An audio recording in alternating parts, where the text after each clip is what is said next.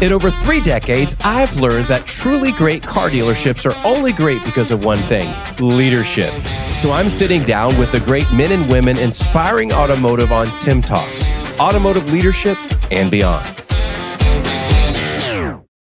Welcome, everyone, to yet another episode of TimTalks, Leadership and Beyond, where our goal is to bring you every single week someone that has made an absolute impact, obviously, in their dealership, but in the lives of their people and their community. And I have the privilege to bring you one of those humans today. I have not physically met Brad yet, but I have heard. You know, I think it's kind of a bigger deal. In fact, at least it is for me. When you hear what someone's doing, when you hear what kind of leader they are. So I know this guy's the real deal, and he is the executive manager at Ferman Mazda.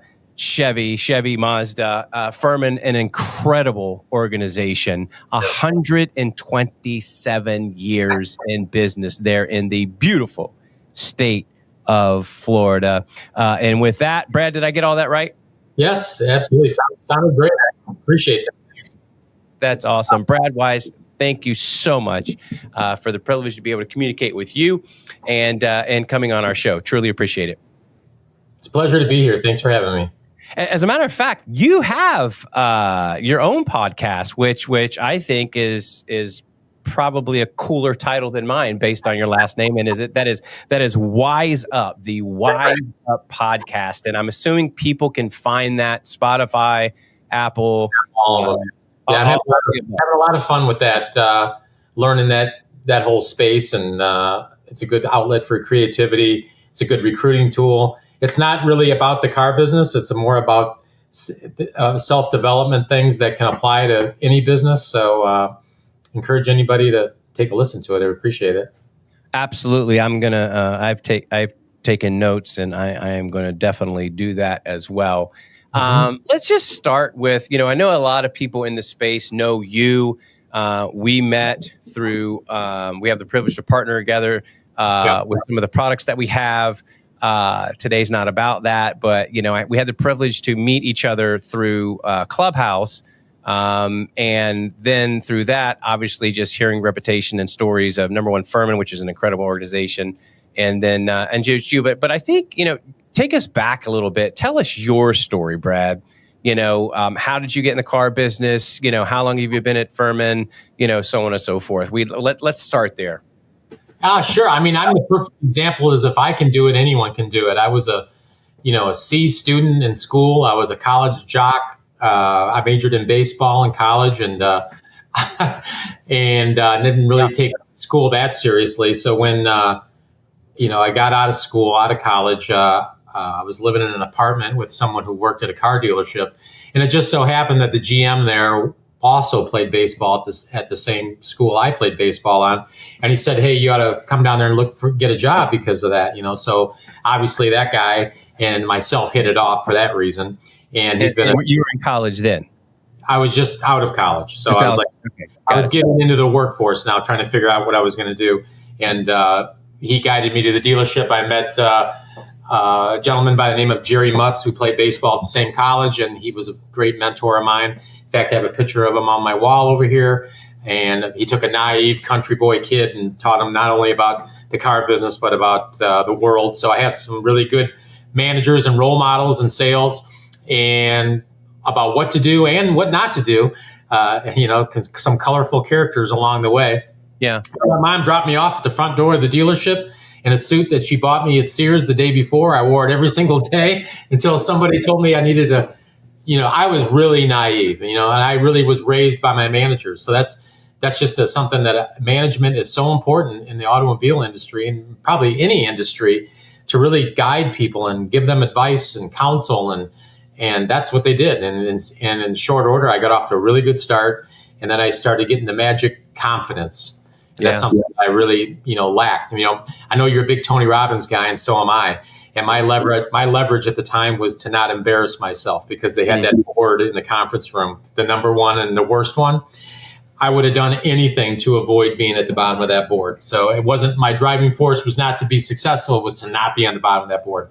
So I listened to the managers. I just landed somebody on a car, brought them in, the manager closed them, and then I started learning from their closes and their techniques, work ethics, and then it was just a rapid acceleration in the automobile business. I became a sales manager at a very young age of a large Chevy store, then the GSM, and then eventually the GM. The owner died kind of unexpectedly. I was there for 25 years and then moved on. I went to Michigan, where my wife is from, to take her back to her family that was up there. And then one day I got a phone call from an executive recruiter about Ferman. And I really believe it was probably the greatest open point GM position in the country. I mean, my predecessor was here for 35 years. And it's a gold mine store right on the strip where all the biggest dealers in the country are. And with 127 years in business, just ultra compliant, they treat us like absolute gold.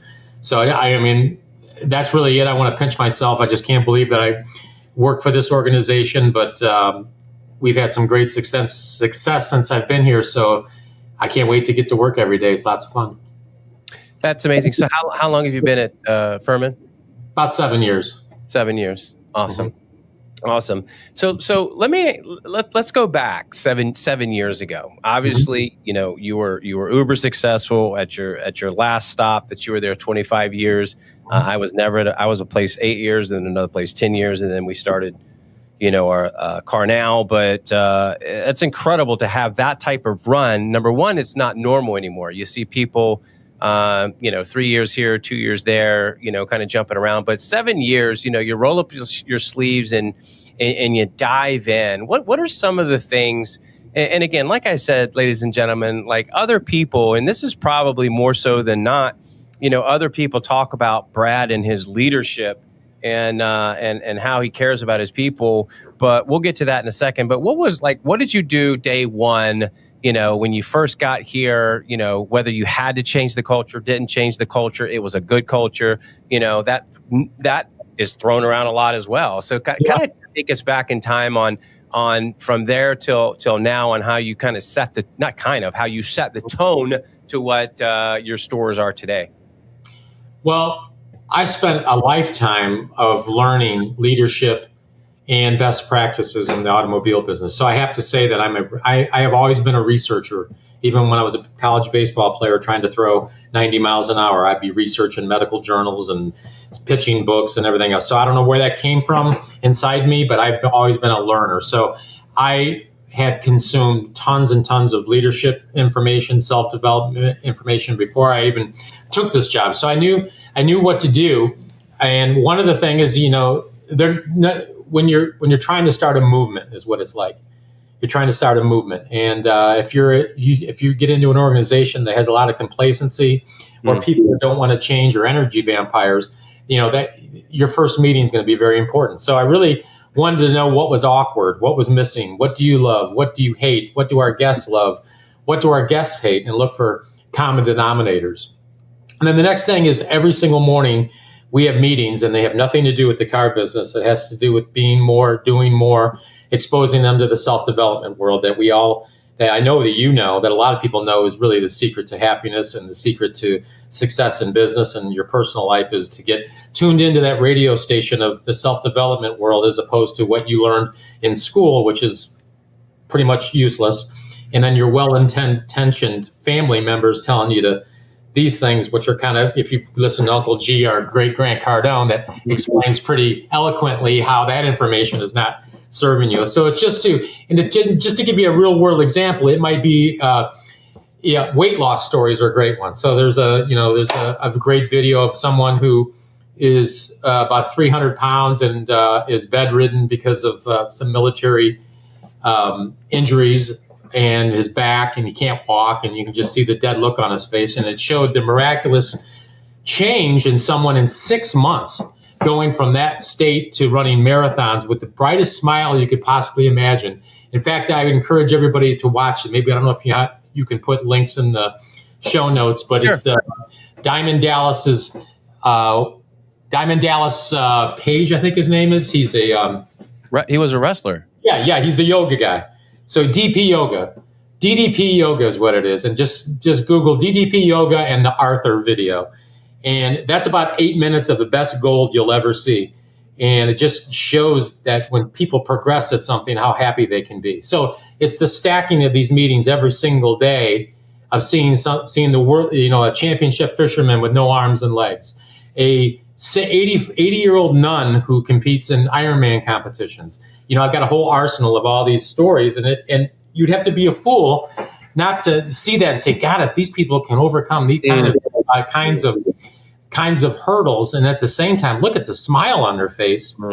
It's really the secret. I think it's the secret of the human condition, is to be happy and fulfilled, and human beings have to be progressing at something to be happy. And I'm the ambassador of progress. That's the way I look at myself. I'm trying to get people to be more, see more, educate themselves on a new language that's empowering, instead of what you see in the masses right now, where everybody attacking each other, playing the blame game, playing victimese, and blaming the past, blaming others. That does not make you happy. And I guess I'll put a bow on that by saying, even if everything I'm saying isn't based on fact, if I believe it's true and it makes my life better, what's the harm in that? I mean, you within the first 2 minutes hit a grand slam, and something that we've touched base on multiple times. I continue to say, it's amazing. I'll say it again. Have you seen the Netflix series Live to 100? And it talks about the centurions, the people that are over 100 in their day to day, and the guy goes all over the world, and then he puts together this color wheel of the same thing, whether it's, they live in an incline, it's a Mediterranean diet, they're around friends and family, they have heavy faith, no matter what that faith is. And he puts these color wheels together that create this, what creates, how do you live it? Have you seen that? No, but I'm aware of it because I know there's a mention of walking in it. That yes, a 40-year-old cowboy getting up at 4:00 in the morning, and but what I'm trying to tell you, ladies and gentlemen, is lean in a little bit, because do you see the overlap here? Do you see our leadership and beyond color wheel coming together? We've said in here before, I absolutely love, and the respect that I have for you just went up tenfold. I don't know if it could, but the fact that you don't talk about business and you talk about that on a daily basis, and you talk about, because I always say, if we're better humans, we become better employees. You got to be a better human first. Exactly. And if you think I was a manager at a Lexus store for a decade, and it's in their creed. If you think you can, you will, right? Yeah. Working on a project with Damien Boudreau, and he brings up a story, in the 1960s, it was impossible to break a 4-minute mile. Yeah. You absolutely can't break a 4-minute mile until someone did. And then the miraculous thing that I'll quite frankly preach here is the world record lasted 2 weeks. Yeah. So all of history, no one ran faster that we know of on record 4 minutes or faster in a mile. And it can't be done. It can't be done until somebody did it. But all it took was someone seeing that it can be done, and then it is done. So, ladies and gentlemen, I don't know what position you are. Maybe you're not even in the automotive space. I know I've got some texts and some emails from people outside of the space. We're glad that we could partner with you on your leadership journey and your life journey. That's what we're here about. But I don't want you to miss that. Brad, who obviously is uber successful, could probably go anywhere he wanted to go, but he pours into his people daily and motivates them to be better humans, better daddies, better husbands. Does this sound familiar? Hello.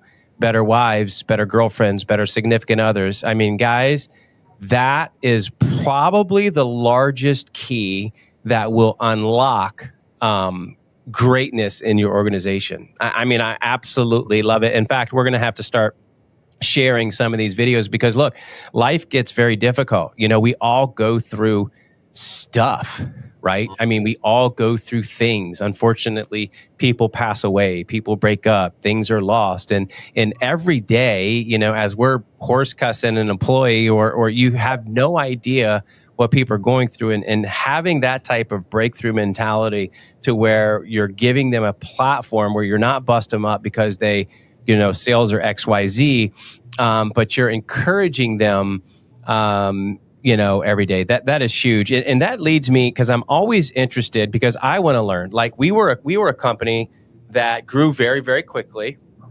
And the best part of our company is how many stores we have. And the worst part about our company is how many stores we have, right? So we as a leadership down are breaking down the game film right now and putting that process together. And maybe, you know, that what worked a while ago maybe doesn't work now. But let's talk about with the leadership that you have in your stores. I'm always interested, and I've asked several people this question, but I want your take on it.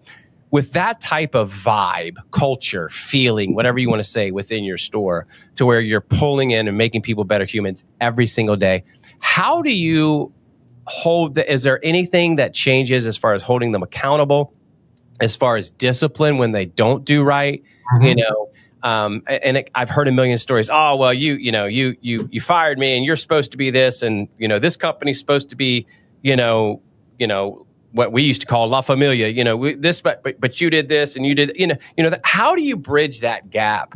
I'm just curious. And you don't have to go into detail, obviously, from people, but, you know, sometimes when we set the tone that way and we're constantly pouring into people, you know, it's makes it a little more difficult to have that. Hey, look, you're at 8 cars. Everybody else is at 12 or whatever. How do you walk that tightrope per se and hold the culture, but yet have firm discipline? I think a lot of organizations don't hold people accountable because they can't replace them. They associate more pain to having to replace that position than the pleasure of getting somebody better. So, and the only way to avoid that is you have to be a master recruiter. And there's 4 pillars of my focus every single day. It's recruiting, lead handling, training, and service retention. Those are the 4 things that if you're good at those 4 things, you're going to be great in your business. So you got to be a master recruiter. Say that again. Recruiting, lead handling, training, and service retention. Got it. Okay. That's for me.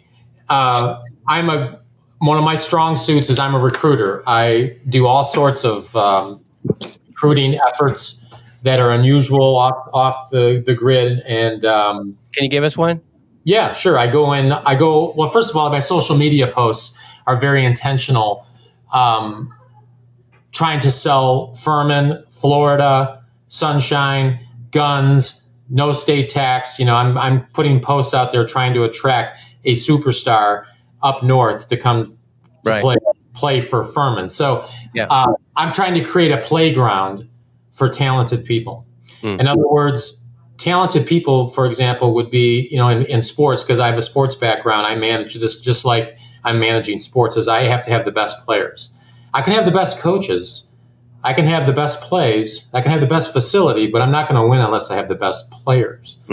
What I mean best players is that they can take objections and overcome objections. Somebody who wants a 4-wheel drive and all we have is a 2-wheel drive, and convince them to buy a 4-wheel drive ethically.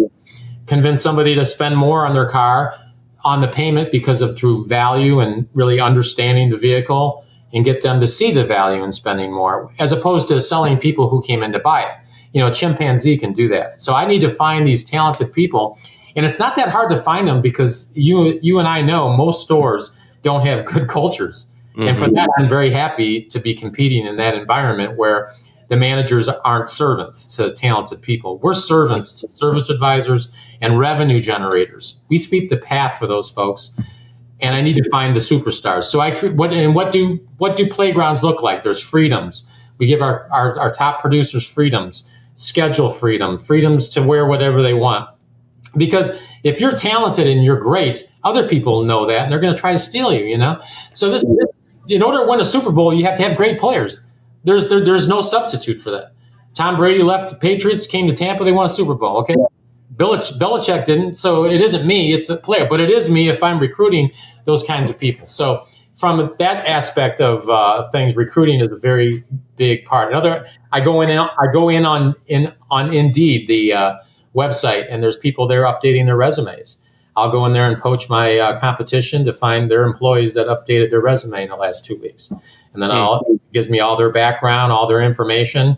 I look in bartenders and waiters are great card people. I'll go into a Facebook group of bartenders and waiters and put a informational thing out there about the card business. You can make $100,000 and not smell like French fries or whatever. So, so you always got to be recruiting. That's definitely one of my strengths when it comes to those kinds of things. But I find that limiting beliefs are it's just like I'm on a crusade to try to change limiting beliefs because people I assume want to be happy.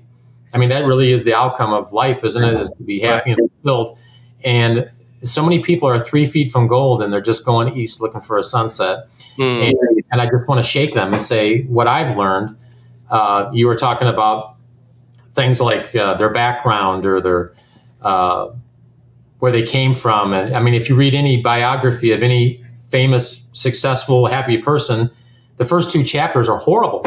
Every single one of them almost is that they've got disabilities or bad home lives. I mean, you're never going to hear about somebody who said, I was born rich and, you can't hardly even name one, Yeah.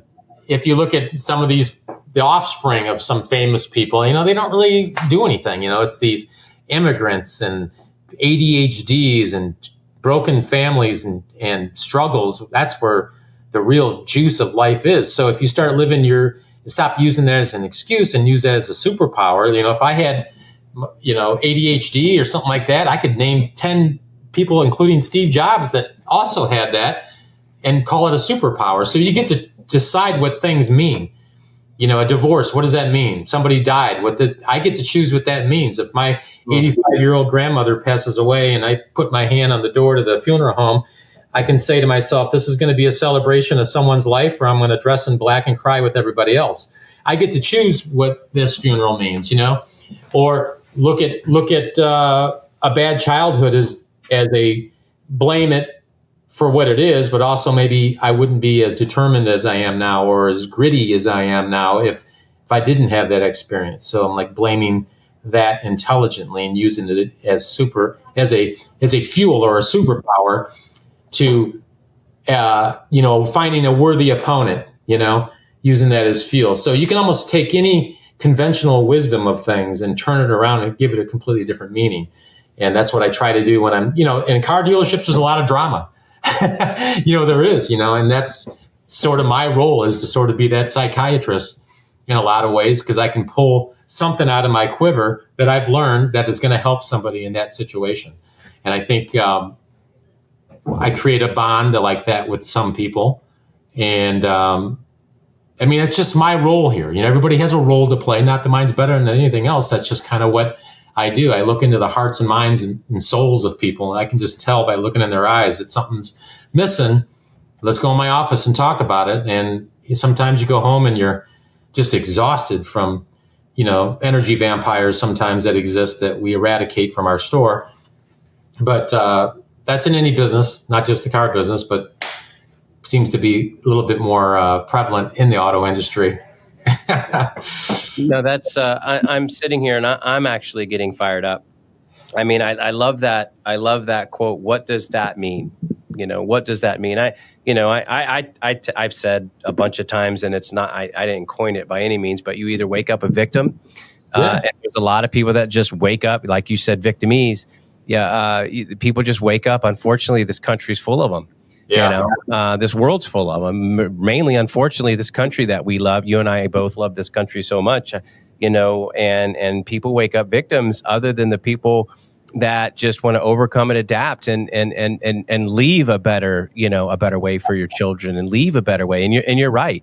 I go through so many, and a lot of people don't know you've gone through stuff. It's been a tough, goodness, my house burnt down. My mom passed away. My dad had a stroke. It just keeps coming, but I can tell you now that because of at least but my son just got married. I just became a grandpa. But it has new meaning. It's because of all that bad allows me to truly enjoy the good. Now, I will just side note for you. If someone can help me in the car when I'm driving in traffic, like I become a completely different person. So I'm good until then. I may say, well, first of all, most all problems are gifts, and it takes a little while sometimes for the gift to appear. I had an hour and 15-minute commute to work every day. I hated it, and I would listen to Howard Stern all day. Yep. And then I stopped doing that, and you know what I started doing is listening to books, podcasts, Facebook, audiobooks. For 4 years, I spent 3.5 hours of education on the way. And so that problem of my commute was one of the biggest gifts of my life. So now I have a 15-minute commute, so I have to do it in a little bit different scenario. But that's just a perfect example where that problem was a gift. And if people look back at a divorce or something, probably opened the floodgates to some new possibility. At the time was very crushing. And you have to have empathy for people that go through tough times. But if you live your life saying, well, what's the gift in this? You know, what is going to be the gift in this? I mean, that's an oversimplification. That's easy for me to say, but there is truth to the fact that you can't deny that a lot of problems in life, gifts have come out of it. Well, if you see my head down, I'm not being rude. I'm taking copious notes. Brad, we are going to have to do a part 2. Okay. Truly, look, I don't want to get all gushy and people already think I'm weird. And you know what? I don't even care. I'm pretty transparent. I wear my emotions on the sleeves and on my sleeve. Number one, I need to get down to Tampa and we just need to hang out. And I need to be in your presence, brother, because you are the kind of people that, they always say, show me your 5 closest people and I'll show you who you become. I love to surround myself with like-minded people, but people that have even gone further and are pushing the envelope even more. And sir, you have done that. What is the gift in this? And what does that mean? Ladies and gentlemen, it has been an absolute pleasure. You know what? Before we any final thoughts, I'm gonna give you just a minute or two. I know we got to land the plane, as I say, and we want to keep these things around 30. But any final thoughts to that new GM, GSM, new guy in the chair? What is your? You're already on the other side of the minefield. You're still learning, but you've walked that gauntlet. Like, what would you pour into them? Well, I do a lot of my, managing by walking around is a real important thing. Instead of hiding in your office all day, you're walking around to all the departments. I'm very strategic about it. And again, you'll just pick up on what's happening. You can just tell by someone's posture or their cadence of their walk or their tone or whatever that something's missing. And I'll do almost anything for my people. And I know the very smallest things, whether it's send somebody to the Bucks game last night, that's an unsung hero, somebody who's vital to the organization, but doesn't generally get the tickets or the accolades. I go after that purposely. There's so many people that make the dealership successful that don't get the accolades, that those are the people you really need to really acknowledge and just be honest with them, let them know how important that they are. But at the same time, there's the Dennis Rodmans that are very, very talented, but require a different kind of management style. Yeah. I guess to answer that question simply is don't look for perfection, look for progress. So if you're trying to improve your lead handling or closing ratio or your digital retailing metrics, next month, are those metrics better than they were the month before? And then the next month, are they better than the month before? And then as long as you don't go backwards, just look for progress every month and celebrate those wins in a fun way, because what gets recognized in public gets repeated all the time. I would not, because it's not worth the effort to try to be perfect at something. Look for progress. That's what I would say. Another write down. These are all going to make really good T-shirts. Don't look for perfection. Look for progress. I freaking love it, man. I have written down so many one-liners, and these one-liners you could literally do 30, 40. You could do an hour talk of, or even just personal reflection. Brad Wise, it has been a true pleasure. Please, we're going to put the link if we can. Hopefully, guys, we can put the link to the Wise Up podcast. We're going to put that in the comments below to where people can find you. And again, I know how busy I have an idea of how busy you are, but the fact that you took a few minutes to hang out with us. Means the world. And obviously, you're doing incredible work there in Florida. I might have to go hang out and figure out what no state taxes. I wait past hurricane season though. That I didn't tell you. I had 2 hurricanes last week we're dealing with. I saw you on Facebook boarding the house up, but everything's okay. Everybody's good. Yeah. The remarkable thing is that business has tripled right now because of all the cars that have been totaled in the flood. So we're super busy right now. But yeah, there's a lot of despair and displacement going on down here. So. Well, we pray all is well for the people that have lost. It's again, how, what is the gift in all of this? I'll tell you this, and I know, I mean, I could keep going on and on. I know Rob, who produces this show, is probably getting ready to kick me, but my family and I, it's tough for me not to tear up because it was the toughest time of my life when my house burnt down. I was literally in Detroit. My wife, we had a little condo in Florida. My son was 18 and home by himself, and the house burnt down. And the one thing that came out of it is our family had never. It was tough. We were angry. Why did that? But we've never looked back. We've never been closer than we are right now. And thank God nobody got hurt. Dogs were okay. We lost stuff, but that's so true to everything that you said, ladies and gentlemen. Brad Wise, thank you. Please click on the Wise Up podcast. Look, these. When you find people that just want to make people better and pour into people's lives, man, you need to latch on to those type of people. And Brad Wise is one of them. Thank you for the incredible humans at Ferman Automotive, 127 in this day and age of acquisition and everything else. What an incredible accomplishment that is for allowing you to treat your people and create that type of culture and environment. Ladies and gentlemen, it has been another. Thank you so much for stopping by. Thank you for listening. Hopefully we helped your commute. You got fired up like I did, maybe in your commute. And look, we're just simple folk here at TimTalks. I'm just a country boy from Kentucky. And look, we haven't got it all figured out. But as I always say, no one is smarter than everyone. We're just going to keep getting better together. We'll see you next time.